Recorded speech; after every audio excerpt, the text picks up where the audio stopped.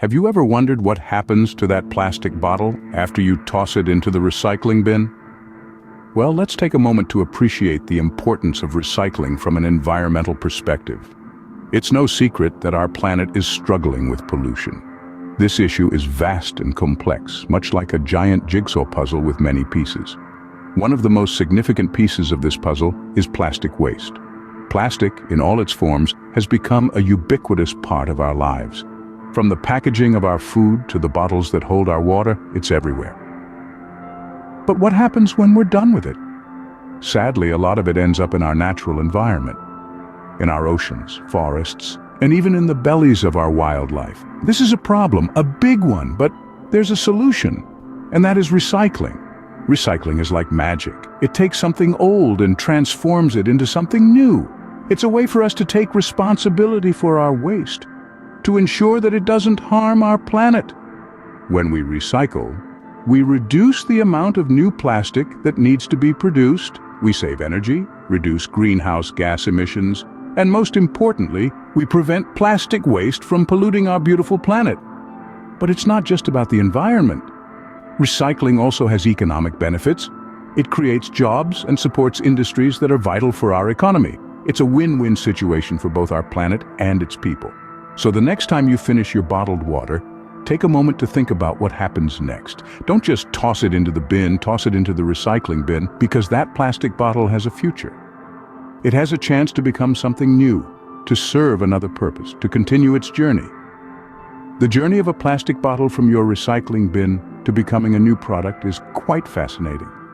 And remember, every small action counts. Your contribution to recycling can make a big difference in the world, so let's make it count. The first step in the recycling process is the collection and transportation of recyclables. Let's delve into the journey of a plastic bottle, shall we? It all starts with you and me. Once we've gulped down our beverage, we toss the empty bottle into a recycling bin. That's where our role ends, and a complex yet fascinating process begins. Across towns and cities, recycling programs swing into action. They operate a fleet of vehicles that roam the streets, collecting recyclables from bins.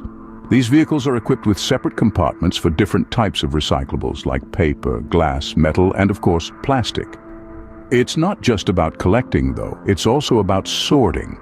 Our plastic bottle, along with its fellow recyclables, is transported to a local materials recovery facility, or MRF for short. Here, a mix of manual and automated methods is used to sort the recyclables.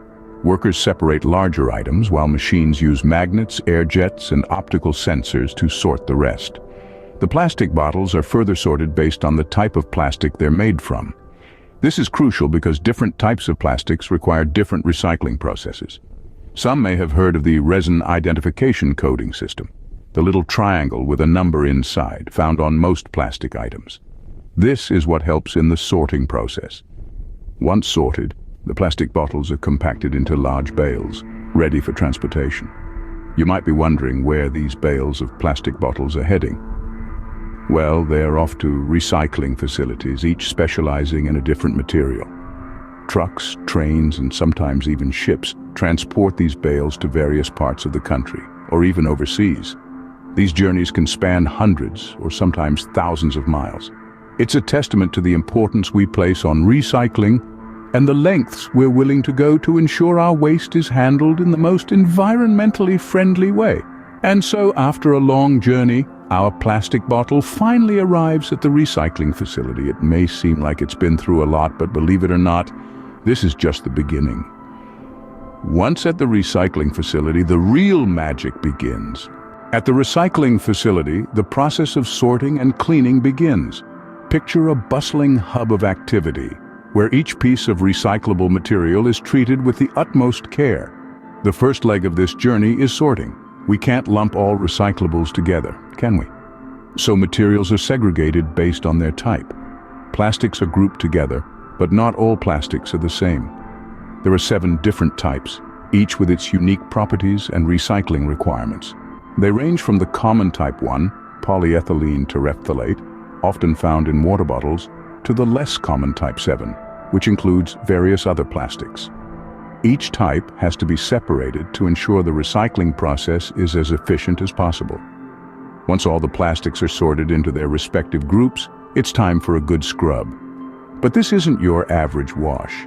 The cleaning process at a recycling facility is designed to remove any contaminants that could interfere with the recycling process.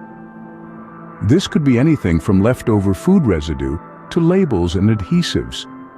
These contaminants aren't just a nuisance. They can actually hinder the recycling process if not properly removed. The cleaning process involves a series of washes and rinses, sometimes even a soak in a special solution to help break down stubborn contaminants. It's a bit like a spa day for your plastic waste, only instead of emerging with a healthy glow, these plastics are ready to be transformed into something new. As we've seen, the sorting and cleaning process is a crucial step in recycling. It ensures that each type of material is treated appropriately, and it prepares the plastics for the next stage of their journey.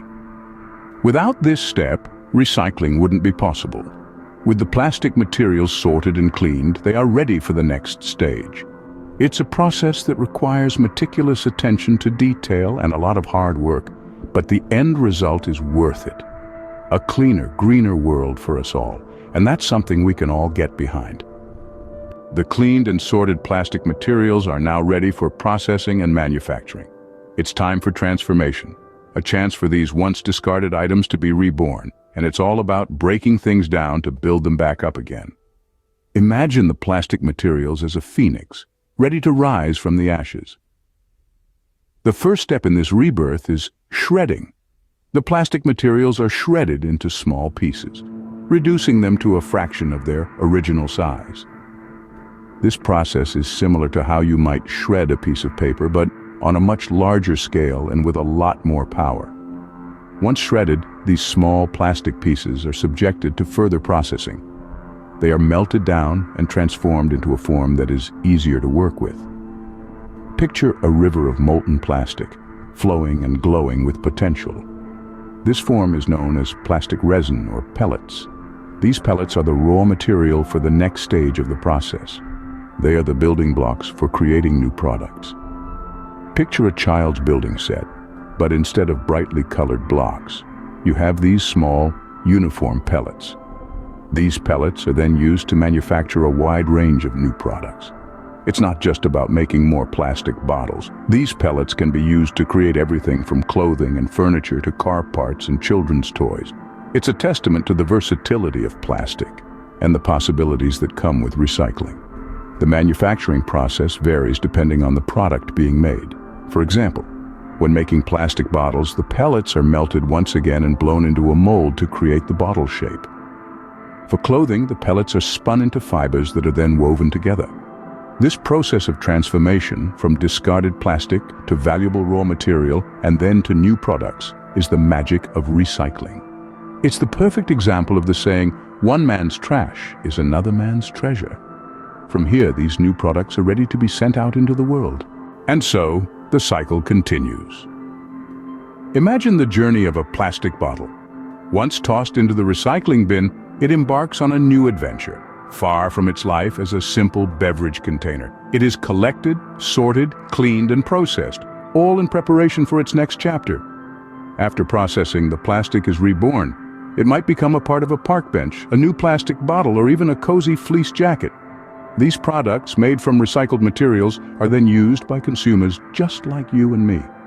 The plastic bottle that once held our morning juice could now be the very bench we sit on during our lunch break, or the jacket that keeps us warm on a chilly evening. It's a beautiful transformation, isn't it? But the story doesn't end there. The cycle of recycling doesn't stop at the creation of new products.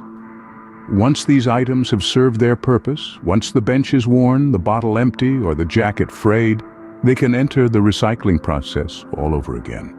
The worn-out bench can be transformed into a new one. The empty bottle can hold another beverage. And the frayed jacket can provide warmth once more.